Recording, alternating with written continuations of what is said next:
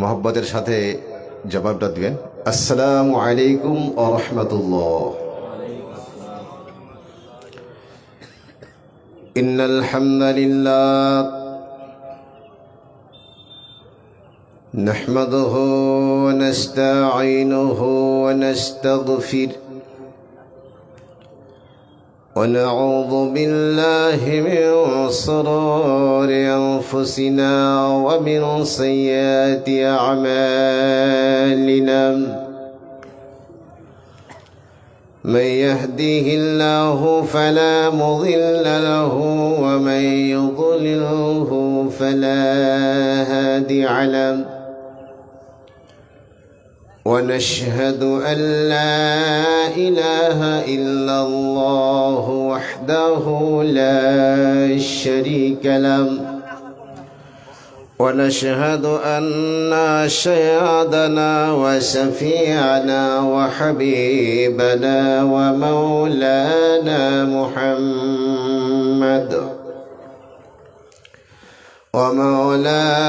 محمدا عبده ورسوله.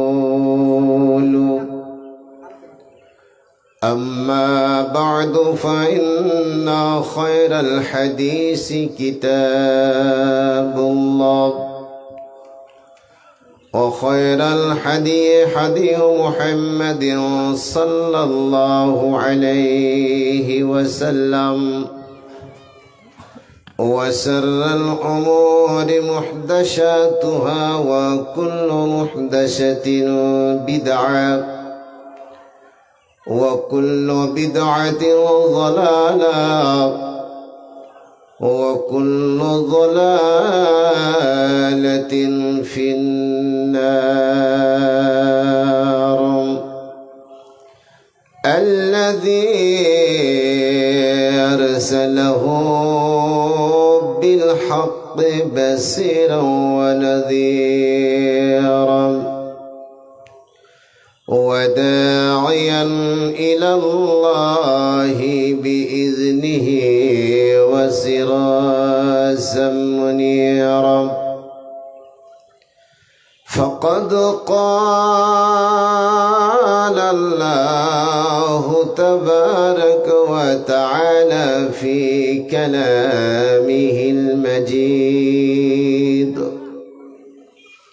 والفرقانه الحميد.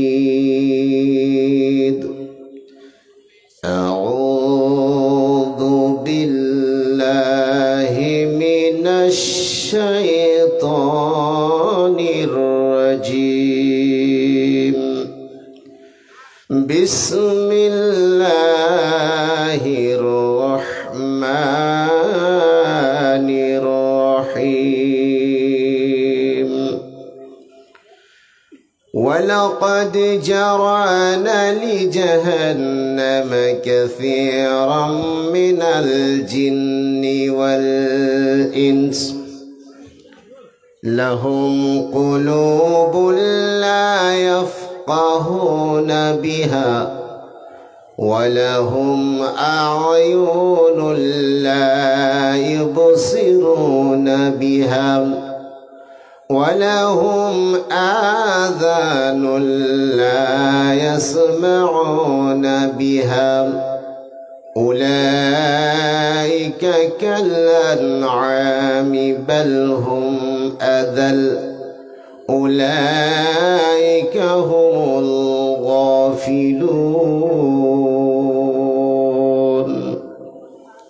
القرآن الحكيم সূরা নম্বর 7 সূরা আল আরাফ আয়াত নম্বর 179।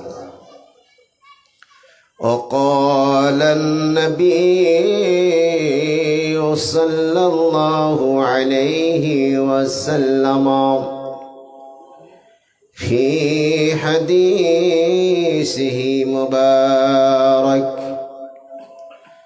من بان لله مسجدا بنى الله له بيتا في الجنة. الحديث. এ আবার কেমন যুগ आइल रे ईमान के खाइलो ये आबार केमन जुग आइलो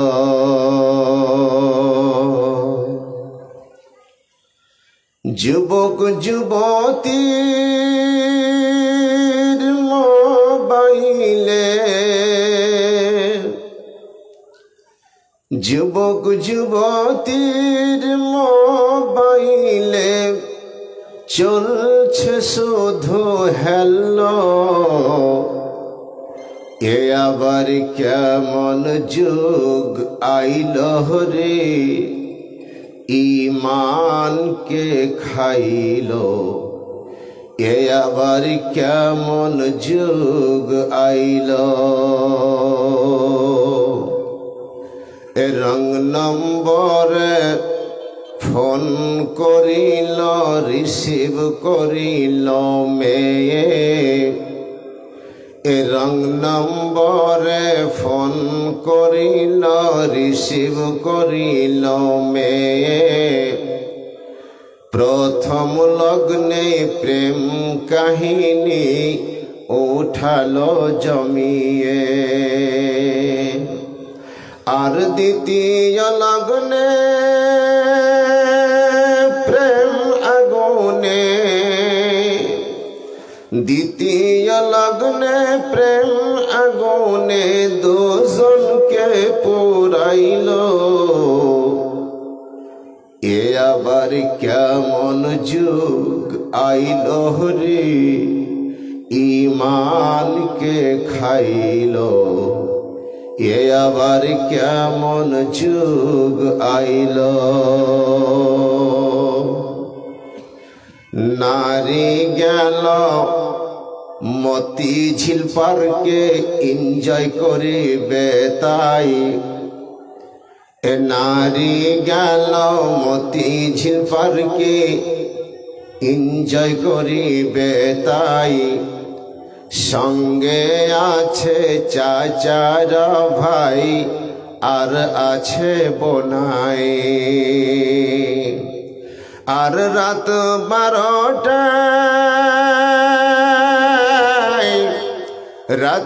12টায় পার্ক ঘুরে বাড়ি ফিরে আইলো এ আবার কেমন যুগ আইলো রে ঈমান কে খাইলো এ আবার কেমন যুগ আইলো বিড়ি বাঁধিলে মোবাইল চলে নয়তো লাগে না মন বিড়ি বাঁধিলে মোবাইল চলে নয়তো লাগে না মন আর একটি গানে মন মাতালো ও দাদা বেলুন আর সবাই মিলে হাসি দিল সবাই মিলে হাসি দিল জমিনে লোটাইল এ আবার কেমন যুগ আইলো রে ঈমান কে খাইলো এ আবার কেমন যুগ আইলো কেমন একটি অ্যালবাম এসে মন কে মাতাই এমন একটি অ্যালবাম এসে মন কে মাতাই এক নজরে না দেখিলে বন্ধু দুনিয়া আন্ধার হয় আর গোলাপি রঙের শাড়ি উড়ায়ে গোলাপি রঙের শাড়ি উড়ায়ে যুবকদের খাপাইল এ আবার কেমন যুগ আইল রে ঈমান কে খাইল এ আবার কেমন যুগ আইল। যুবক যুবতীর মোবাইলে চলছে শুধু হেলো। এ আবার কেমন যুগ আইল রে, ঈমানকে খাইল। এ আবার কেমন যুগ আইল। নারে তাকবীর। আমাকে এমন টাইম দেওয়া হয়েছে যে মানুষ সব জিলাপি খেতে ব্যস্ত, পাঁপড় খেতে ব্যস্ত, পিঁয়াজি খেতে ব্যস্ত, সবকে ধরে এনে ভরতে হবে স্টেজে। জি, যার কারণে আপনারা ছিপে মাছ ধরেছেন। ভাই, কোনোদিন ছিপে মাছ ধরেছেন? তো মাছ ধরার আগে কিছু টোপ লাগে, কিছু চারা লাগে। তা আমাকে চারা হিসেবে ব্যবহার করা হয়েছে। অতএব আমরা আলম শাহীর মানুষ খুব ইমানদার ব্যক্তি, যার ফলে আমরা আজকে এমন তাকবীরের ধ্বনি দেব যেন একটা সিটও ফাঁকা না থাকে। এত সুন্দর এই জালসার কমিটি ব্যবস্থা করেছেন। ডিয়ার জাকির নায়কের যেমন প্রোগ্রাম হয়, জি, জাকির নায়কের যেমন প্রোগ্রাম হয় তেমন ব্যবস্থা করা হয়েছে। নামতেও বসতে দেবে না। তাই মহব্বতের সাথে বলো নারে তাকবীর। এতে লোক আসবে না ভাই। মানে ভাবছে যারা দোকানপাটে ঘুরছে যে 4-5টা লোক আছে, তা আমরা যে আর কি করব, একটু আওয়াজটা জোরে দেন না যে ভাই। সাপকে মারেন আর মেরে ফেলেন অথবা না ফেলেন, ওকে ভয়টা দেখান যেন আমার বাড়িতে আর না আসে। আর আমরা এমন তাকবীরের ধ্বনি দেব যেন লোক ভাবে যে হ্যাঁ, লোক পৌঁছে গেছে, এখন আমরাও চল। নারে তাকবীর, মাশাআল্লাহ। এখন আমার যুবক ভাইদের এবং বাপজিদের, মায়েদের, খালাদের, মাসিদের, পিসিদের সবাইকে আমি আহ্বান জানাচ্ছি, আপনারা আপনাদের কাজকর্ম সেরে অতি দ্রুত গতিতে আমাদের এই মাহফিলে আসার চেষ্টা করুন। কারণ হ্যান্ডবেলীয় বক্তা, আপনাদের কাঙ্ক্ষিত বক্তা একে একে স্টেজে আসবেন ইনশাআল্লাহ। আমার ভাইরা, এইবার থেকে নিয়ে আলম শাহীতে আমার জীবনে 4টি বার আসা হলো। আমি যখন প্রায় 2003 সালে জাফরাবাদ দিগড়ি জামে মসজিদ হাই স্কুলের পাশেই, ওখানে আমার লাইফে প্রথম চাকরি। তখন বিয়ে শাদী হয় নাই, ছাত্র বয়সে ঢুকে গেছিলাম, 7টি বছর পার করেছিলাম। আর সেই 7টি বছরের মধ্যে কোনো একটা বছর আপনাদের এখানে এসেছিলাম, মিডিলে কয়েক বছর বাদ ছিল। এবার পরস্পর 3 বার আসা হলো। আপনারা নিশ্চয়ই আমার কাছ থেকে কিছু ভালো একটা পেয়ে আছে, যার কারণে আমাকে বারবার ডাকতেছেন। মাশাআল্লাহ, আল্লাহ সুবহানাহু ওয়া তাআলা আমাকে, আপনাকে, সকলকে সুমতি দান করেন, বলুন আমিন।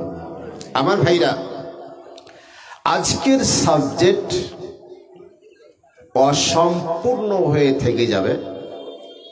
কারণটা হচ্ছে দুইটা বিষয় আমাকে সামনে রাখতে হবে। নাম্বার 1, আমার একটা সাবজেক্ট নিয়ে আলোচনা। আপনারা গত বছর শুনেছেন, একটা বিষয় নিয়ে আলোচনা হয়, সেই সাথে আরো একটা বোঝ আমার মাথায় আছে, সেটা হচ্ছে এই জালসার উদ্দেশ্য। মানে আপনাদের পকেটে কিছু হাত দেওয়ার কাজ এবার আমার দ্বারাই হবে ইনশাআল্লাহ। অতএব ভাইজান ও আব্বাজান, মা ও খালারা, আজকের যে সাবজেক্ট নিয়ে আলোচনা হবে সেটা খুবই গুরুত্বপূর্ণ বিষয়। বিশেষ করে 2025 সালের প্রথম মাসের শেষ দিকে, আজকে কত তারিখ? 29শে জানুয়ারি। তো আজকের টপিক হচ্ছে বিবেকহীন মানুষরা জাহান্নামে যাবে। বিষয়টি আরো একবার রিপ্লাই করতেছি, মহাগ্রন্থ আল কোরআনুল কারীমের আলোকে বিবেকহীন অর্থাৎ বিবেকহীনতার কারণে মানুষ জাহান্নাম যাবে। এই হচ্ছে আজকের টপিক। সঙ্গে আনুষঙ্গিক কিছু আলোচনা এতে এড হতে পারে, তবে আমার বক্তব্য শেষ না হওয়া অবধি কেউ কোনো ভাই, কোনো বাপজি, কোনো মা, কোনো খালা, কোনো ব্রাদার কোনো মন্তব্য করবেন না প্লিজ। ভাইরা আমার, আপনারা জানেন আমার বক্তব্য শুরু করার আগে ছোট্ট করে আমি একটা অ্যাডিশনাল গল্প নিয়ে আসি। আজকেও 2025 সালের সেরা একটা গল্প আপনাদেরকে দেব, কারণ আমাদের এই জায়গাটা এখন বিচ্ছিন্ন হয়ে আছে, মানুষ একে একে আসতে শুরু করেছে। মাশাআল্লাহ আসবেন, কারণ বক্তা তো আর যেমন তেমন বক্তা এবারে করা হয়নি। যদি যেমন তেমন বক্তা মনে করেন তো আমি একজন। জি, তারপরে আসবেন মাওলানা হাবিবুল্লাহ সাহেব, খুব সুন্দর বক্তব্য রাখেন। তারপরে আসবেন আমাদের প্রধান অতিথি, কলকাতা থেকে আসছেন সিদ্দিকুল্লাহ সাহেব। তো ওনাদের বক্তব্য আপনারা ইউটিউব চ্যানেল থেকে শুনেছেন। মাশাআল্লাহ খুব সুন্দর বক্তা এবার জয়েন হয়েছে। তাহলে চলুন, আজকে যে গল্পটি শোনাবো সেই গল্পটির নাম হচ্ছে কারাকুশের বিচার। কি বললাম ভাই, উত্তরটা দেন। কারাকুশের বিচার। আল্লাহ সুবহানাহু ওয়া তাআলা কোরআন পাকে বিচারের কথা বলেছেন কি বলেননি? হ্যাঁ কি না? তাহলে কোরআনুল কারীমের আলোকে বিচারের কথা আল্লাহ সুবহানাহু ওয়া তাআলা বলেছেন।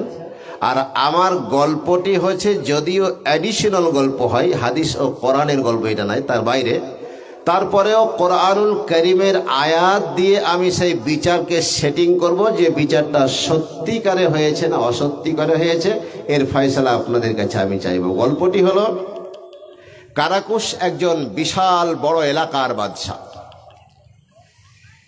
মানে যে কোনো সমস্যায় মানুষেরা পরে, জনগণ পরে এই কারাকুশের কাছে নিয়ে যায় বিচার করিতে। এ বিচার যেমনই দেয় তেমনই মানুষকে মেনে নিতে হয়। আমাদের ভারতের প্রধানমন্ত্রীর নাম কি ভাই? নরেন্দ্র মোদী। এখন উনি যদি বলেন যে 30 তারিখে, জানুয়ারির 30 তারিখে সকাল 8টায় তোমরা প্রত্যেকেই আধার কার্ড নিয়ে ব্যাংকে যোগাযোগ করো, কেউ বসে থাকবে? কারণটা হচ্ছে যে প্রধানমন্ত্রীর আদেশ আমাদেরকে মানতেই হবে। তো কারাকুশ যে বিচার করে তার বিচার মানতেই হবে, নইলে বিপরীত কিছু হতে পারে। তো এক গরিবের সন্তান দ্বিতল বাড়িতে গেছে চুরি করতে। এখন প্রশ্ন করবেন যে মাওলানা সাহেব, গরিবের সন্তান চুরি করতে গেল কেন? কথাই বলে অভাবে স্বভাব নষ্ট। তো ভাইরা আমার, এই ছেলেটা চাইনি যে আমার স্বভাবটা নষ্ট হোক, কিন্তু অভাবের তাড়নায় তাকে চুরি করতে বাধ্য করালো। আর যেই বাড়িতে চুরি করতে গেছে ওই জানালার কাজটা কেবল মাত্র মিস্ত্রিরা করে সম্পন্ন করে বাড়ি গেছে। আর এই ঝাঁটো রাত্রে বেলায় দেখছে তো সবই তো লাগা, তো ঢুকতে তো হবে ঘরে, নইলে তো চুরি করা যাবে না। সুতরাং বলছে এই বিশাল তো গেটও লাগা আছে, গেটের তালাও ভাঙা যাবে না, চোর হোঁড়কা দেওয়া আছে ভিতর দিক থেকে, তো এই জানালা দিয়ে বেচারা চেষ্টা করছে। কথা বুঝলেন? যখনই জানালাটাকে জোরে একটু হিলান দিয়েছে, মানে ঝেঁকড় দিয়েছে, ঠিক তেমনি জানালাটা নতুন তো একদম হরমর করে তার শরীরে পড়ে ঠ্যাংটাই ভেঙে গেছে। এখন এই চোর কানতে কানতে কানতে কানতে কানতে কানতে গেল কার কাজ? নামটা কি? কারাকুশ, এই বাদশার কাজ। বলে যাবো না, এমন পাগল চোর দুনিয়াতে আছে যে চুরি করে আবার ধরা দিয়েছে। যাবো না। কি বলছিস রে? বলে আমি গরিবের সন্তান, অমুকের বাড়িতে দ্বিতল বাড়িতে চুরি করতে গিয়ে আমি জানালায় হাত দিয়েছি, জানালাটা পড়ে আমার ঠ্যাং ভেঙে গেছে। এখন গরিব মানুষ সাহেব, আমি কি করে খাবো? সে যদি জানালাটা ভালোভাবে লাগাতো, সিমেন্ট বালি দিত, তাহলে তো জানালাটা পড়তো না। এর বিচার চাই। কারাকুস বলল, কথা তো বাস্তব, ও ভালোভাবে মাল দেয়নি তাহলে, যার কারণে জানালা তোমার গায়ে বা শরীরে পড়েছে। ঠিক আছে, সকাল হলো, ওই বাড়ির মালিককে ডাকা হলো। এই বেয়াদব, তোমার জানলার কাজ কিভাবে করেছিলে? বলে, কেন স্যার? আমি তো ভালোভাবে টাকা দিয়েছি, সিমেন্ট দিয়েছি, বালি দিয়েছি, যা লাগে মিস্ত্রিরা করেছে। বলে, গত রাত্রের খবর জানো? বলে, জানি নাই। বলে, গত রাত্রে তোমার বাড়িতে একটা গরিবের সন্তান চুরি করতে গিয়ে জানালায় হাত দেবা মাত্রই তার পায়ে জানালাটা হরমর করে পড়ে যায়, ঠ্যাংটা ভেঙে গেছে। এখন গরিবের ছেলে খায় কি? এই জন্য অপরাধী তুমি, যার কারণে সকাল 8টা হতে হতে তোমার শরীর মঞ্চে তোমাকে চাপতে হবে। মালিক বলল, এ বিচারক না অন্য কেউ রে? একটু ব্যালেন্সটা ঘুরিয়ে দিয়ে বলছে, যাব না, এতে আমার দোষ কিছু না। বলে, কেন? বলে, আমি তো দিয়েছি ভালোভাবে টাকা, মিস্ত্রিদেরকে জিজ্ঞেস করে নেবেন, তাদের ঘাম শুকানোর আগে আমি টাকা মিটাই দিয়েছি। এখন ওরা যদি ভালোভাবে কাজ না করে, এই জন্য কি দায়ী আমি? অতএব যদি সুলির মঞ্চে চাপান, ফাঁসি হয়, আর কিছু হয়, তাহলে হবে ওই মিস্ত্রিদেরকে। অতএব ওদেরকে ডাকো। রাজা বলল, তা তো বাস্তব। মিস্ত্রিদেরকে ডাকা হলো। মিস্ত্রিরা বলল, কেন ডেকেছেন? যাব না। বলে, এই জন্য ডাকা হয়েছে, তোমরা টাকা পেয়েছিলে তো? বলে, জি পেয়েছিলাম। কাজ ভালোভাবে করেননি কেন? বলে, কেন? ইতিহাস খুলে বলা হলো। বলছে, আমাদের দোষ নয় স্যার। বলে, কেন? বলছে, আমরা যখন কাজ করতেছিলাম, আমাদের আগাদিক দিয়ে একটা সুন্দরী যুবতী তরুণী মেয়ে সুন্দর একটা পোশাক পরে শুধু বারবার ঘুরতেছিল। ওর দিকে দেখতে গিয়ে কাজটা হয়তো ভালোভাবে হয়নি, যার কারণে অপরাধ যদি হয়ে থাকে তাহলে মেয়েটার, আমরা তো অপরাধ করি নাই। বাদশাহ বলল, কথা তো বাস্তব। অতএব সেই মহিলাটিকে ডাকা হলো। মহিলাটিকে বলা হলো, এই তুমি নতুন পোশাক পরে বেগানা মিস্ত্রিদের সামনে বারবার পাঁয়তারা করছিলে কেন? তোমার জন্য কতটা ক্ষতি হয়েছে জানো? ইতিহাস খুলে বলা হলো। মহিলা বলল, এই জন্য অপরাধ আমার নয় স্যার। বলে, অপরাধ তাহলে কে? কে অপরাধী বলো? মেয়েটা বলল, আমার বাড়ির পাশ দিয়ে একটা ফেরিওয়ালা যাইতেছিল, খুব সুন্দর পোশাক নিয়ে। আমি পোশাকটা কিনলাম। আর প্রত্যেকটা মানুষ যখন একটা গায়ে জামা দেয় নতুন, তখন দেখেন রাস্তায় হাঁটবে আর বারবার ও দেখবে জামাকে মানাইছে কিনা। এটা হয় কি হয় না ভাই? বারবার দেখতেছে। তো স্যার, আমি পোশাকটা পরে বারবার দেখতেছিলাম আর ঘুরতে ভালো লাগতেছিল, তাই আমি ঘুরছিলাম, অন্য কোনো উদ্দেশ্য ছিল না। যদি ফাঁসি হয় তাহলে ফেরিওয়ালাকে দেন। জাহাপনা বলল, কথা তো ফেলার নয়। অতএব ফেরিওয়ালাকে ডাকানো হলো। ফেরিওয়ালা সিধে সাপটা মানুষ, তাকে ইতিহাস খুলে বলা হলো। ফেরিওয়ালা আর কোনো উত্তর দিলেন না। জাহাপনার সামনে একজন ফেরিওয়ালা কথা বলবে কি করে? কথা বুঝলেন না আমার ভাইরা? ফেরিওয়ালা বলল, ঠিক আছে স্যার, আপনার যদি মনে হয় যে সকাল 8টা হতে হতে আমাকে শুলিতে দেওয়া হবে, আমি রাজি আছি, এতে অমত কিছু নাই। প্রধানমন্ত্রীর কথা মানতেই হবে। আমার ভাইরা, সকালবেলায় জল্লাদকে ডাকা হলো। মাইকের আওয়াজ একটু চেঙ্গা করুন। সকালবেলায় জল্লাদকে ডাকা হলো। জল্লাদ আসলো।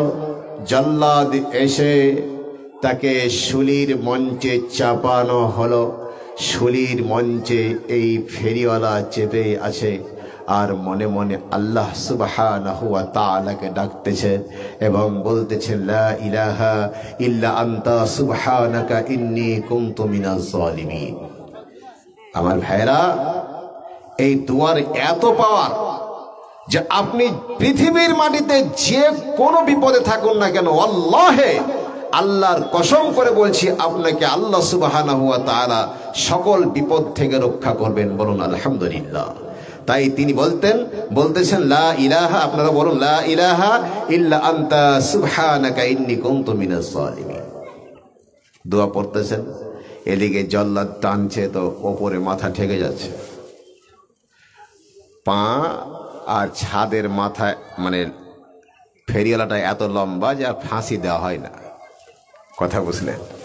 জাহাপনার কাছে খবর গেল, জাহাপনা ফেরিওয়ালা বড় লম্বা, ওকে ফাঁসিতে ঝুলাই যায় না, টানছিতে মাথা ঠেকে যায় ছদে। কইছে দূর পাগল কোথাকার, ওই ফেরিওয়ালাকে ফাঁসি দিতে হবে, এটা কোনো কথা হলো? আলম সাহিতে যা, একটা নাটা সাইজের ফেরিওয়ালাকে ধরগা। কি বললাম? আলম সাহিতে যা, একটা নাটা সাইজের বাঠ্টু সাইজের ফেরিওয়ালাকে না ফাঁসিতে ঝোলা, ও তো লম্বা হয় না। শেষ পর্যন্ত আলম শাহী থেকে একটা নাটা সাইজের ফেরিওয়ালাকে ডেকে তাকে সুলিতে চাপায়া দিল। সুলিতে চেপে তাকে সঙ্গে সঙ্গে ফাঁসির মঞ্চে ঝুলানো হলো। গল্প শেষ হলো, বিচারটাও হলো। বলুন, বিচারটা সঠিক হয়েছে না বেঠিক হয়েছে? বেঠিক হয়েছে। আল্লাহ সুবহানাহু ওয়া তাআলা মহাগ্রন্থ আল কোরআনুল কারীমে বলছেন, ওয়া মাল্লাম ইয়াহকুম বিমা আনজালাল্লাহ ফাউলাইকা হুমুল কাফিরুন ফাউলাইকা হুমুজ জালিমুন ফাউলাইকা হুমুল ফাসিকুন। তিনটা টাইটেল দিয়েছেন। যারা এই পৃথিবীর মাটিতে পবিত্র গ্রন্থ কোরআনুল কারীম ও হাদিসের আলোকে ফয়সালা দেবে না, তারাই হচ্ছে জালিম, তারাই হচ্ছে ফাসিক, তারাই হচ্ছে কাফির, তারা কোনোদিন কুসমিন কালেও জান্নাত পাবে না। জোরে কোন সুবহানাল্লাহ। অতএব যে বাপজিরা আমার, এই মানুষটির মধ্যে যারা বিচারক আছেন, মেহেরবানি করে আপনার ছেলে হিসেবে বলবো, আপনি যখন বিচার করবেন পক্ষপাতিত্বের ভাব ছেড়ে দেবেন। আল্লাহর কোরআন পরিষ্কার বলছে, ওয়া মাল্লাম ইয়াহকুম বিমা আনজালাল্লাহ ফাউলাইকা হুমুল কাফিরুন। সে কাফির। উলাইকা হুমুজ জালিমুন, সে জালিম। উলাইকা হুমুল ফাসিকুন, সে ফাসিক, কাফির, জালিম। তিনটা টাইটেল নিয়ে যদি আপনি মরেন, জান্নাত নসিবে হবে যে ভাই? জিন্দেগিতে হবে না। সুতরাং আমি এই বিচারক সকল ভাইদের জন্য দোয়া করব, আল্লাহ তারা যেন বিচার করতে বসে পক্ষপাতিত্বের ফয়সালা না দেয়, মহাগ্রন্থ আল কোরআনুল কারীম ও হাদিসের আলোকে ফয়সালা দিতে পারে, এর তৌফিক এনায়াত করো। বলুন আমিন। ভাইরা আমার, এতক্ষণ অ্যাডিশনাল গল্প শেষ হলো। এইবারে চলুন আমার মহামূল্য আলোচনার দিকে। আমার বিষয় ছিল, হেডলাইনটা মাথায় রাখা উচিত, আমার বিষয় ছিল পৃথিবীর মাটিতে যেই বা যারা বিবেকহীন, বিবেকহীনতার কারণে মানুষ জাহান্নাম যাবে, ভালো মানুষ, বিবেকম্যান মানুষ কোনোদিন জাহান্নাম যাবে না। এবার আপনাকে ব্যাখ্যা বিশ্লেষণ করে বোঝাতে হবে কোরআনের আলোকে যে বিবেকহীন মানুষরা জাহান্নাম যায় কি করে। আমার ভাই আব্বাজান, যারা এই 2025 সালের প্রথম জানুয়ারি মানিয়েছেন, ভালো করে শুনুন, যদিও আমি এলাকার বক্তা, এই বক্তা আবার ফেব্রুয়ারির 19 তারিখ উত্তর 24 দক্ষিণ 24 পরগনায় চলে যাবে। সামনে ফেব্রুয়ারির 19 তারিখ উত্তর দক্ষিণ 24 পরগনায় আমার প্রোগ্রাম রয়েছে। তখন এই বক্তায় হয়ে যাবে ওখানে হেড অব দি ডিপার্টমেন্ট। কথা বুঝলেন না? ইজ্জতের মালিক কে? আল্লাহ সুবহানাহু ওয়া তাআলা। আমার ভাই ও আব্বাজান, তাহলে 2025 সালের প্রথম জানুয়ারি যে বা যারা মানিয়েছেন, এই দিনকে কেন্দ্র করে যারা পিকনিক এবং ডিজে ও ড্যান্স ইত্যাদির মাধ্যমে সুখ মানিয়েছেন, আনন্দ ফুর্তি করেছেন, এরা পাগল নাম্বার 1। এখানে অনেক যুবক আছেন, হয়তো আগামীতে আর আনবেন না, বলে এই মৌলভী সাহেবকে নিয়ে আসা হবে না। রুজির মালিক কে ভাই? আল্লাহ।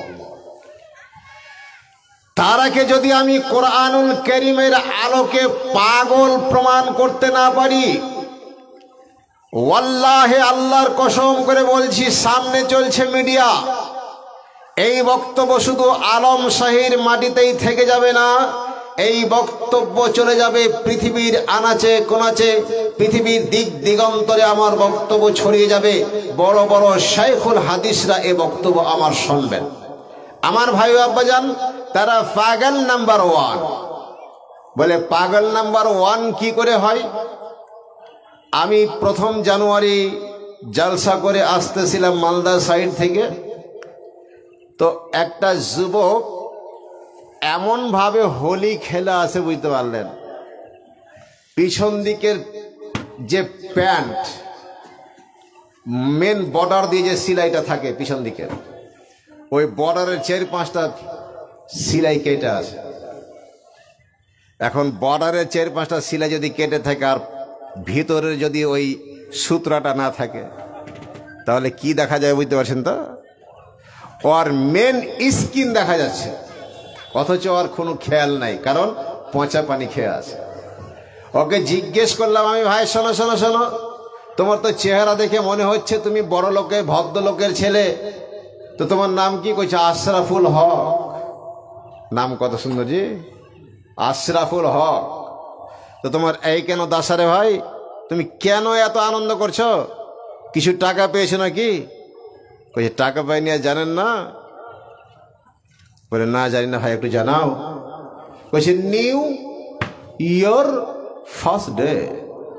আমাকে ইংরেজিতে বলছে যে, এখন আমরা তো আরবি পড়নেওয়ালা ছেলে, এখন নিউ এর মানে কি বুঝবো আর ইয়ার মানে কি বুঝবো? তাতে আমি পরে এসে ডিকশনারি খুললাম, তো নিউ মানে নতুন, জি নিউ মানে নতুন, ইয়ার মানে বছর, আর ফার্স্ট ডে মানে 1 জানুয়ারি। তার মানে ও বলতে চাইছে যে আমি 1 জানুয়ারি মানাচ্ছি।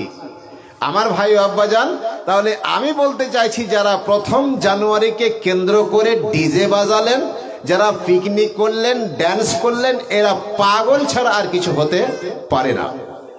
বলে কেমনে? একটা উদাহরণ দিই। একটা পাগল সদা সর্বদাই কোনোদিন গোসল করে নাই, ও সব সময় বেগোসুলে থাকে, অপবিত্র জামা পরে থাকে, অপরিষ্কার জামা পরে থাকে, মাথায় চিরুনি থাকে না, দাড়িতে চিরুনি থাকে না, মোচে কোনোদিন কেঁচি চলে না, এর পরিচয় হচ্ছে পাগল। তো এ পাগলকে আলম সাহির একজন প্রধান বললেন যে ভাই তুমি এমনটা করো কেন? তোমাকে কি একটু শরম লাগে না? তুমি আমাদের গ্রামের গলিতে গলিতে ঘুরছো, তোমাকে মেয়েরা দেখছে, আমরা দেখছি, আরো মৌলবী সাহেবরা দেখছেন, তালবে ইলমরা দেখছেন, তো তোমার কি গায়ে একটু বিধে না যে এরা সব চিকনা হয়ে থাকছে আর তুমি এইরকম আলখাল্লা হয়ে থাকছ? শোনো, আগামী শুক্রবার তুমি জুমার দিনে আলম সাহির বড় মসজিদে চলে আসিও, পরিষ্কার পরিচ্ছন্নতা হয়ে মোষটা কেটে আসবে। আর দাড়ি তো কাটা ইসলামে নিষেধ, দাড়িটা কাটবে না, দাড়িটা খিলান করবে, মানে কাঙ্ঘি করবে, চিরনি করবে। আর পোশাক সুন্দর পরে আসবে, আর সঙ্গে আতর মেখে আসবে। আমার পক্ষ থেকে তোমাকে 10,000 টাকা দেওয়া হবে। পাগল বুঝতে পারলে ও কইছে পাগলের উত্তর কি? মানে হাসি। যাও, ও শুক্রবারে কি বুঝে আর শনিবারে কি বুঝে। শুক্রবার আবার ওইখান দিয়ে চলে যাচ্ছে, তো একটা লোক বলছে এই পাগল শোনো, তুমি আজ 10,000 টাকা পাবে, প্রধানের কাছে যাও, মসজিদে যাও। ওকে হাসি দেখালো। মসজিদে শেষ পর্যন্ত কারো কথা শুনে গেল, তো প্রধান দেখছে তো পূর্বেকার নেই, আমার কাছে এসেছে, টাকা তো পাবে না, পূর্বেকার নেই এসেছে। তো পাগলকে বলছে তুমি তো পরিষ্কার পরিচ্ছন্নতা হয়ে আসো না, 10,000 টাকা পাবে কেমনে, অতএব তুমি যাও। ওকে তখন বলছে এর নাম পাগল, কারণ এ হচ্ছে বিবেকহীন ব্যক্তি। কথা বুঝলেন না ভাই?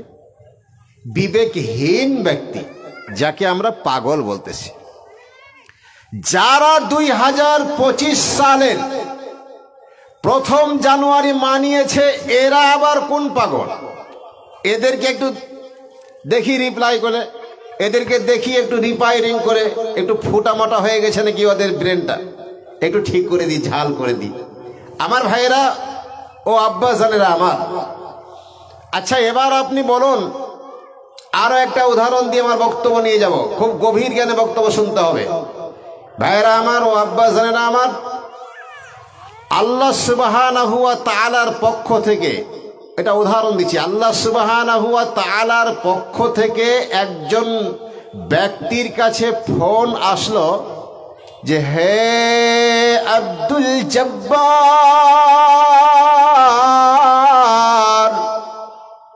কাইফ আল্লাহ বলছেন, হে আব্দুল জব্বার কেমন আছো? ডাকটি মধুর না কর্কশ ভাই? এই ডাকটা মধুর না কর্কশ? মধুর ডাক। আব্দুল জব্বার কেমন আছো? তো মানুষের অন্তরটা এই ডাকে ভিজে যাবে না উগ্র হবে যে ভাই? ভিজে যাবে। তো জব্বার বলছে, আল্লাহ আলহামদুলিল্লাহ, সমস্ত প্রশংসা আল্লাহর, আমি আল্লাহর অশেষ রহমতে খুব ভালো আছি। আল্লাহ বড় সন্তুষ্ট হলেন, কারণ উত্তরটা ছিল আলহামদুলিল্লাহ। আপনাকে যে কোনো মুহূর্তে কোনো ব্যক্তি বলবে কেমন আছো ভাই, বাজারের দর বলিয়েন না। অনেক মানুষ আছে কি না যে চলে এসে বাজারের দর। এমনকি মুসলমানদের মধ্যে এমনও ব্যক্তি আছে, কেমন আছিস রে, জানে ওপরওয়ালা, মানে আল্লাহ কইতে লজ্জা লাগছে, মানে ওপরওয়ালা নাম দিয়ে দেবে। আমার ভাই আব্বাজান, যে কোনো মুহূর্তে আপনাকে কেউ জিজ্ঞেস করবে কেমন আছো ভাই, প্রথম শব্দ হবে আলহামদুলিল্লাহ। পরে আপনাকে জ্বর হয়েছে, খুশখুনে মাজায় লাগছে, এগুলো পরে ব্যাখ্যা করেন, কিন্তু প্রথম শব্দটা হবে আলহামদুলিল্লাহ। বলে শোনো জব্বার, 2025 সালের প্রথম জানুয়ারি পার হয়ে 15ই জানুয়ারি তোমার মৃত্যু হবে। এটা তুমি তোমার ডায়েরিতে লিখে নাও, আমি স্বয়ং আল্লাহ তোমাকে বলতেছি। এমন মেসেজ যদি কোনো ব্যক্তির কাছে আল্লাহর পক্ষ থেকে চলে আসে, তাহলে বলুন তো ভাই, সেই দিন থেকে তার চিন্তা বাড়বে না কমবে? উত্তর দেন না কেন জি? আমি তো গোদা বাংলায় ওয়াজ করছি, হ্যাঁ, আমি তো স্ট্যান্ডার্ড বাংলা বলি না, যেগুলা বাংলা বুঝতে পারবেন আপনারা সেগুলা বলছি। তাহলে তার চিন্তা বাড়বে না কমবে? চিন্তা বাড়বে, যে কারণ আমি 2025 সালের আর মাত্র 15 দিন বেঁচে আছি, তারপরে পটল তুলতে চলে যাব, তো চিন্তা বেড়ে যাবে। আমার ভাইরা, তারপরেও বড় ব্যথা বুকে নিয়ে সে আব্দুল জব্বার চলাফেরা করতেছে। হঠাৎ করে একদিন আল্লাহর পক্ষ থেকে আমার মেসেজ আসতেছে, হে আব্দুল জব্বার, এবারও বলো তুমি কেমন আছো? আব্দুল জব্বার বলল, আলহামদুলিল্লাহ, আল্লাহ আগেকার তুলনায় কিছুটা কম ভালো আছি। কিন্তু প্রথম শব্দটা কি বলেছে? আলহামদুলিল্লাহ। আল্লাহ বলছেন, কেন রে, তুমি কি আজ মাছ ভাত খেতে পাওনি? পাইছি আল্লাহ। তোমার কি রুজিতে কমি হয়ে গেছে? আল্লাহ কমি হয় নাই, আরো বৃদ্ধি পেয়েছে। কেন? বলে 15 দিন বাঁচবো, সব দুনিয়ার খেয়ে মরো। তো রুজি আরো বেড়ে গেছে। আল্লাহ বলছেন, আব্দুল জব্বার, তোমার কাছে আরো একটা নতুন মেসেজ এসেছে। বলে কি মেসেজ দিয়েছো আল্লাহ, আমারে শোনাও। বলে, আমার তোমার ডায়েরিতে আমি লিখিয়েছিলাম 2025 সালের 15ই জানুয়ারি তোমার মৃত্যু হবে। আমি আল্লাহ তোমার বেশি বেশি মাছ মাংস খাওয়ার কারণে আবার কিছুটা কমিয়ে দেওয়া হয়েছে। প্রথম জানুয়ারির 9 তারিখে তোমার মৃত্যু এসে যাবে। আগেকার তুলনায় চিন্তা কমবে না বাড়বে? বলেন,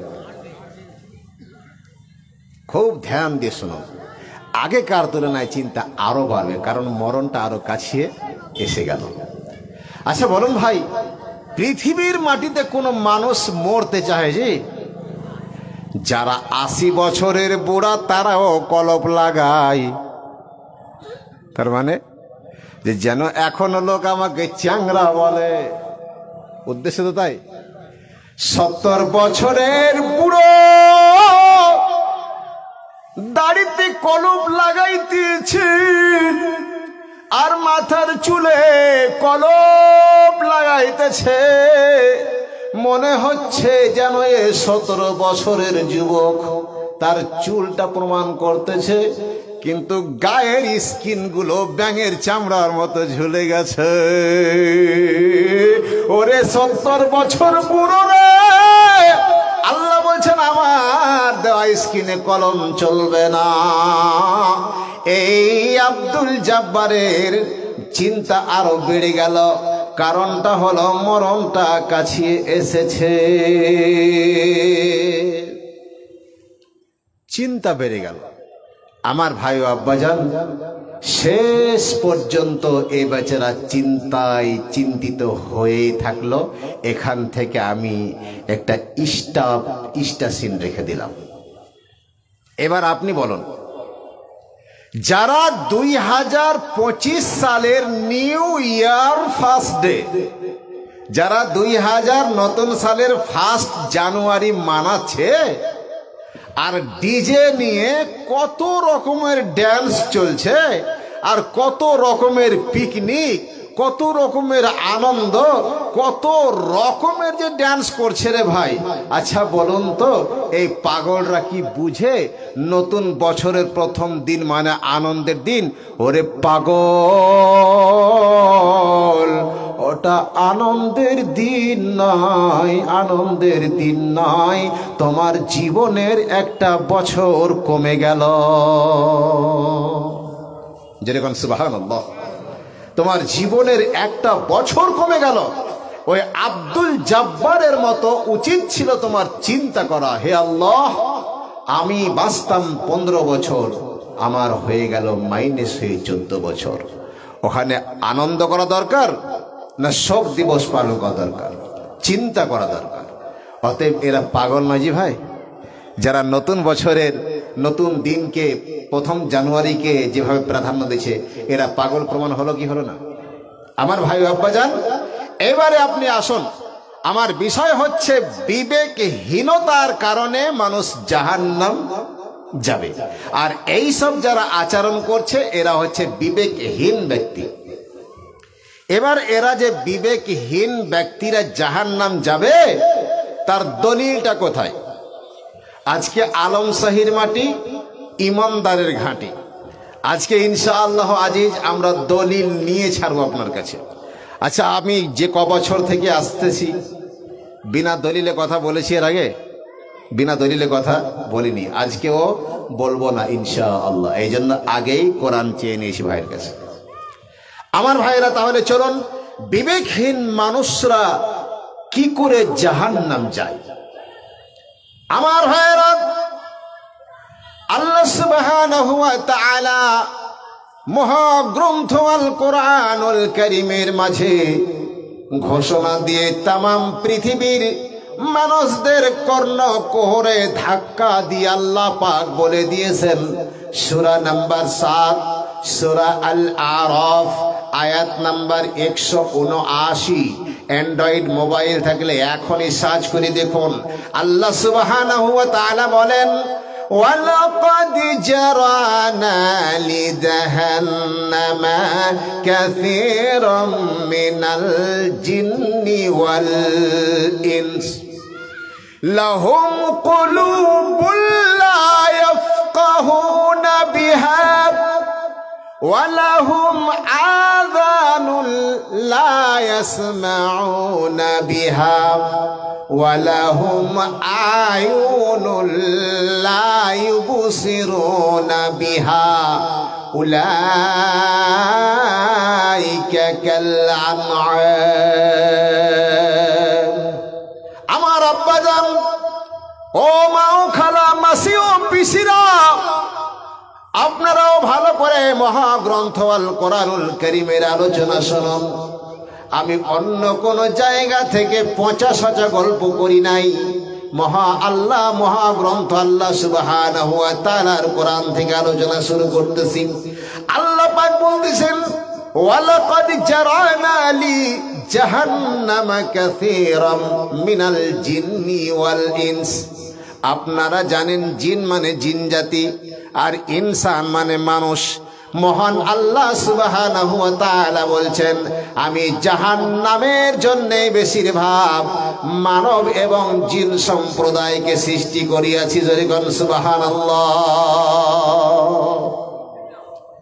আল্লাহ পাক মহাগ্রন্থ আল কোরআনুল কারীমে স্পষ্টভাবে বলছেন যে বেশিরভাগ মানুষ এবং জিনকে আমি জাহান্নাম নিয়ে যাব। তারা কেন জাহান্নাম যাবে? আল্লাহর যদি এটাই স্বপ্ন ছিল যে আমি বেশিরভাগ মানুষকে জাহান্নাম নিয়ে যাব আর ইনসানকে আর জিনকে, তো আল্লাহ সুবহানাহু ওয়া তাআলাই তো ভালো জানেন, তাহলে সৃষ্টি করলেন কেন? অনেক প্রশ্ন আছে ভাই, অত গভীরে যেন না আমার ভাইরা। আল্লাহ সুবহানাহু ওয়া তাআলা বলছেন যে আমি বেশিরভাগ মানুষ এবং জিনকে সৃষ্টি করেছি জাহান্নামের জন্য, তারা জাহান্নাম যাবে। কেন জাহান্নাম যাবে? তার তিনটি কারণ।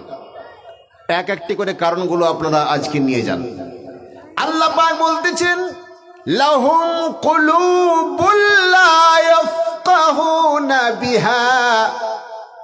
মহান আল্লাহ সুবহানাহু ওয়া তাআলা বলতেছেন, আমি আল্লাহ সুবহানাহু ওয়া তাআলা মানুষের হৃদয় দিয়েছি বোঝার জন্য। কি দিয়েছি? হৃদয় দিয়েছি বোঝার জন্য। অথচ মানুষ হৃদয় দিয়ে বুঝে নাই, বিবেককে কাজে লাগাই নাই। আমার ভাই ও আব্বাজান, যারা বিবেকহীন মানুষ তাদের নিদর্শন একটা, সেটা হলো তাদেরকে হৃদয়ে দিয়েছি বুঝার জন্য, অথচ তারা বুঝার চেষ্টা করে নাই। তুমি যে গেলে পিকনিকের ভান্ডারে, তো তুমি হৃদয়কে কি একবার জিজ্ঞেস করলে না যে আমি ওখানে যাচ্ছি, তো আমার যাওয়াটা ঠিক হবে কিনা? আলম শাহীর একজন ইমামকে জিজ্ঞেস করি, মাদ্রাসার শঙ্করপুরে হেড মৌলানা সাহেবের কাছে যাই, এখানে যিনি সভাপতি আছেন তিনার কাছে একবার জিজ্ঞেস করি, তুমি হৃদয়কে প্রশ্ন করলে না, হঠাৎ চলে গেলে। আল্লাহ পাক সে কথাই বলতেছেন, লাহুম কুলুবুল লা ইয়াফকাহুনা বিহা। আমি তোমাদেরকে হৃদয় দিয়েছি বুঝার জন্যে, অথচ তোমরা বুঝো নাই। আল্লাহ সুবহানাহু ওয়া তাআলা বলেন, যারা বিবেকহীন মানুষ হবে তাদের নিদর্শন একটাই, সেটা হলো তাদেরকে হৃদয়ে দেওয়ার পরেও সে বুঝে নাই। নাম্বার 2, ওয়ালাহুম আয়ুনুল লা ইবসিরুনা বিহা। তাদেরকে আমি দিয়েছি আইন, তাদেরকে দিয়েছি চক্ষু, তাদেরকে দিয়েছি নয়ন। কেন? আল্লাহ পাক বলতেছেন তাদেরকে চক্ষু দান করেছি, নয়ন দান করেছি, চোখ দিয়েছি দেখার জন্য, অথচ তারা মহাগ্রন্থ আল কোরআনুল কারীমের একটি আয়াতগুলো কোনোদিন চোখ বুলিয়ে দেখলো না। অথচ সারা সারা রাত আপনার ছেলে আমার ছেলে ফেসবুকে সারা রাত পার করে দেয়। হায়রে মানুষ! আল্লাহ পাক সে কথাই বলতেছেন, ওয়ালাহুম আয়ুনুল লা ইবসিরুনা বিহা। তাদেরকে আমি দৃষ্টি দিয়েছি দেখার জন্যে, অথচ তারা দৃষ্টিপাত করলো না। মহান আল্লাহ সুবহানাহু ওয়া তাআলা বলছেন, যারা দুনিয়ার মাটিতে বিবেকহীন মানুষ হবে তাদের নিদর্শন নাম্বার 2 যে তাদেরকে চক্ষু দিয়েছি দেখার জন্য, অথচ তারা দৃষ্টিপাত করে নাই। নাম্বার 3, ওয়ালাহুম আযানুল লা ইয়াসমাউনা বিহা। ও দুনিয়ার মানুষ, মহান আল্লাহ সুবহানাহু ওয়া তাআলা বলতেছেন, ওরে দুনিয়ার মানুষ শোনো, তোমাদেরকে আমি কান দিয়েছি শোনার জন্য, অথচ তুমি শুনলে না। আলম শাহীর মাটিতে যখন ফজরের সময় হয়েছে, মুয়াজ্জিন সাহেব রাতের বেলায় উঠে আল্লাহ সুবহানাহু ওয়া তাআলাকে ডাকতেছেন এবং আপনাদেরকে আহ্বান করতেছেন, আসসালাতু খায়রুম মিনান নাওম। তোমার ঘুম চাইতে নামাজ অতি উত্তম। কানে কি যায়নি ভাই? প্রত্যেকটা মানুষের কানে গেছে। অথচ আজকে আমরা ঠান্ডার শীতের বাহানা দিয়ে নামাজ পড়তে এলাম না, ওই মুয়াজ্জিনের হাত চলে যায় ফাঁকা মাঠ ময়দান দিয়ে ভেসে। শ্রীগাল কুকুরেরা শুনতে পেয়ে তারাও সাড়া দেয়। মানুষ, তুমি মানুষ হয়ে আল্লাহর মুয়াজ্জিনের ডাকে সাড়া দিলে না? জোরে কোন সুবহানাল্লাহ। আমার ভাইয়েরা, এই জন্য মহান আল্লাহ সুবহানাহু ওয়া তাআলা বলতেছেন, ওয়ালাহুম আযানুন লা ইয়াসমাউনা বিহা। আমি তোমাদেরকে কর্ণ দিয়েছি, কান দিয়েছি শোনার জন্য, অথচ তোমরা শুনলে না। মহান আল্লাহ সুবহানাহু ওয়া তাআলা বলছেন, যারা পৃথিবীর মাটিতে আল্লাহর জমিনে বিবেকহীন মানুষ হবে তাদের নিদর্শন হবে 3 নাম্বার, তাদেরকে কর্ণ দিয়েছি শোনার জন্য, অথচ তারা শ্রবণ করবে না। আল্লাহ পাক মানুষের গোটা শরীরে 3টি এমন স্যাটেলাইট দিয়েছেন যা মানুষের প্রত্যেকটার জীবনে দরকার। আমার ভাই ও আব্বাজান, তো বলছিলাম যে মানুষের সময় হাতে অতি অল্প, মানুষের হাতে সময় অতি অল্প। মনে করিয়েন না যে আমি 2026 দেখব, জি 2026 দেখবো আশা করা যাবে না। সুতরাং ভাই আমার, আল্লাহ সুবহানাহু ওয়া তাআলা বলছেন যে এদেরকে আমি 3টা বিষয়ে অবগত করালাম। 1, হৃদয় দিয়েছি বুঝেনি, তাদেরকে চক্ষু দিয়েছি দেখার চেষ্টা করেনি, কান দিয়েছি তারা শোনেনি। এদের সামনে আল্লাহ কি বলছেন? উলাইকা কাল্লানআম। আমার ভাইরা, আল্লাহ সুবহানাহু ওয়া তাআলা বলছেন উলাইকা কাল্লানআম, তারাই হচ্ছে চতুষ্পদ জন্তু, জানোয়ারের মতো। জোরে কোন সুবহানাল্লাহ। আমার তো বিষয় রেখেছিলাম বিবেকহীন মানুষ, এরা পাগল। মহান আল্লাহ সুবহানাহু ওয়া তাআলা নিজে বলছেন তারা চতুষ্পদ জন্তু, জানোয়ারের মতো। জোরে কোন সুবহানাল্লাহ। আমার ভাইরা, আল্লাহ সুবহানাহু ওয়া তাআলা শুধু চতুষ্পদ জন্তু, জানোয়ারের মতো বলে ছেড়ে দেন নাই, বরঞ্চ মহান আল্লাহ সুবহানাহু ওয়া তাআলা বলছেন বালহুম আজাল, চতুষ্পদ জন্তু জানোয়ারের চাইতে নিকৃষ্ট।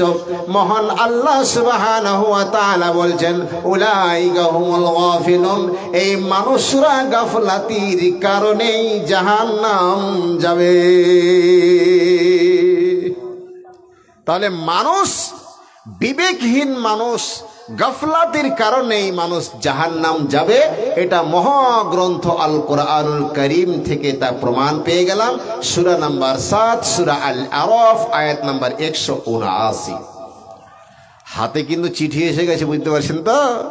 মরণের সময় যখন চলে আসবে ভাই, একটু ইঙ্গিত আপনাকে আল্লাহ করবেন। কখনো দাড়ি পেকে যাবে, কখনো মাথার চুল পেকে যাবে, কখনো চামড়াগুলো ঝলসে যাবে, কখনো মাজার ব্যথা শেষ হবে না, ইঙ্গিত একটু পাবেন।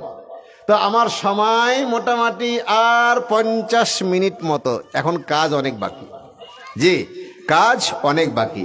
সুতরাং সময়ের দিকেও তাকাচ্ছি আর বিষয়ের দিকেও তাকাচ্ছি, কাজ অনেক বাকি, তার দিকেও নলেজ আছে, হারিয়ে যায়নি। আমার ভাই ও আব্বাজান, তো বলতেছিলাম যে আল্লাহ সুবহানাহু ওয়া তাআলার মহাগ্রন্থ আল কোরআনুল কারীম থেকে এত বড় একটা ফয়সালা পেলাম যে বিবেকহীনতার কারণে আমরা জাহান্নাম যাব। তো ভাই, আমরা আমাদের বিবেককে কাজে লাগাই, বলুন আমিন। আমরা আমাদের বিবেককে যেন কাজে লাগাতে পারি, আল্লাহ তুমি আমাদের তৌফিক দাও, বলুন আমিন।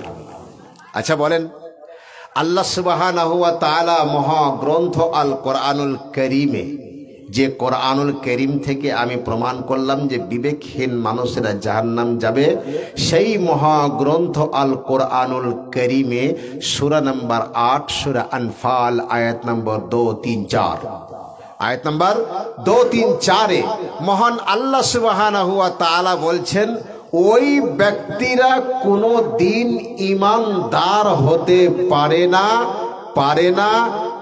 না যারা আল্লাহর পথে দান খয়রাত করে না।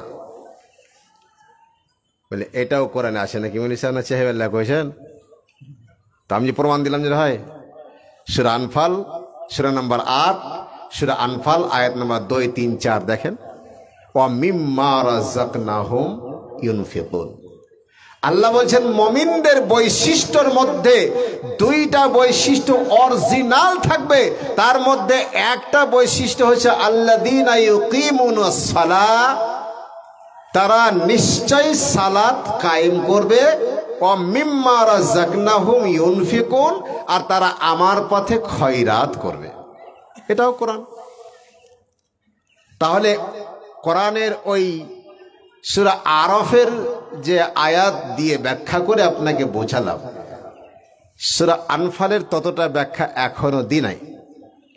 শুধু বলে দিলাম যে যতক্ষণ পর্যন্ত আপনি আল্লাহর পথে খয়রাত না করবেন পূর্ণাঙ্গ মুমিন হতে পারবেন না। আর মুমিন না হলে জান্নাত যাওয়া যাবে? সম্ভব নয়। সুতরাং আমি আর বেশি বিশ্লেষণ না করে, আপনারা সমাজদার আদমি, আপনারা বুদ্ধিজীবী মানুষ, ইনশাআল্লাহ তাআলা আশা করছি আপনারা আমার কথা বুঝে ফেলেছেন যে আমাদের জালসা হচ্ছে জামে মসজিদের উন্নতি কল্পে, নাকি ভাই? আমাদের জালসার উদ্দেশ্য হচ্ছে মসজিদের কিছু উন্নতি করা। তো মসজিদের উন্নতি আপনারা করবেন না আমরা বক্তারা করব, না আরব থেকে কেউ আসবে দিতে টাকা? আপনাদেরকেই করতে হবে। এটা একটা মাধ্যম। বারবার আপনার বাড়ির দরজায় যেতে হয়তো লজ্জা লাগছে, শরম লাগছে, তো তাই একটা কমিটি ভালো বিবেক বুদ্ধি খাটিয়ে একটা মাধ্যম করেছেন জালসার, যে মা বোনরা জুম্মার দিনে আসতে পারছে না, তারা হাদিস ও কোরআন থেকে বঞ্চিত থাকছে, তো জালসাটা করে দাও, পুরুষেরাও শুনবে, মা বোনেরাও শুনবে। সুতরাং এত সুন্দর ব্যবস্থাপনা করেছেন কমিটি, তাদেরকে আমি ধন্যবাদ জানাই। আল্লাহ তাদের দীর্ঘ আয়ু করেন, হায়াতের দারাজ করেন। আমার ভাইরা ও আব্বাজানেরা আমার, আমি বলছিলাম খুব শর্টকাটে যে এই আমাদের জামে মসজিদকে লক্ষ্য করে, যেই জামে মসজিদের ব্যাপারে বিশ্বনবী নবী মুহাম্মদুর রাসূলুল্লাহ পাঠ করুন সাল্লাল্লাহু আলাইহি ওয়াসাল্লাম বলেছেন, মান বানা লিল্লাহি মসজিদান বানাল্লাহু লাহু বাইতান ফিল জান্নাহ। একদম সহি হাদিস। রাসূল বলেন, যারা মসজিদকে সহযোগিতা করলো টাকা দিয়ে, মাল দিয়ে, জান দিয়ে, আর কিছু দিয়ে, আল্লাহ সুবহানাহু ওয়া তাআলা তার জন্যে জান্নাতে একটা বালাখানা তৈরি করে দেবেন।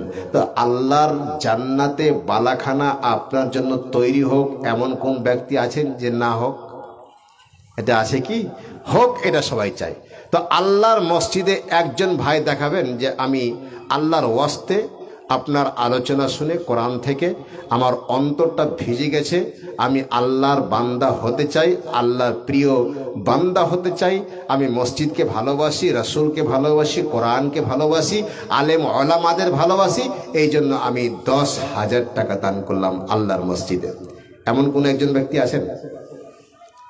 ইনশাআল্লাহ হবে, কারণ এটা হচ্ছে আলম শাহীর মাটি, ইমানের ঘাঁটি। জি ইনশাআল্লাহ এই স্টেজে আমি 10,000 টাকার কালেকশন করেছি, এটা আমার মনে আছে। তো 10,000 দেনেওয়ালা একজন ভাই কি হবেন না এতটি লোকের মধ্যে? ভাই এই গ্রামে প্রধান আছেন না নাই? মেম্বার আছেন।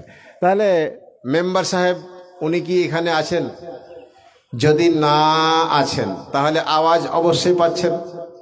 তো আপনি আপনার ছেলে বা আপনি নিজে এসে সাক্ষাৎ করুন আলেমদের সাথে, কিছু আপনার আমরা হেল্প চাইছি। আর এতগুলি মানুষ আপনারা বসে আছেন ভাই, একজন ব্যক্তি 10,000 টাকার পার্টি পাওয়া গেল না। জি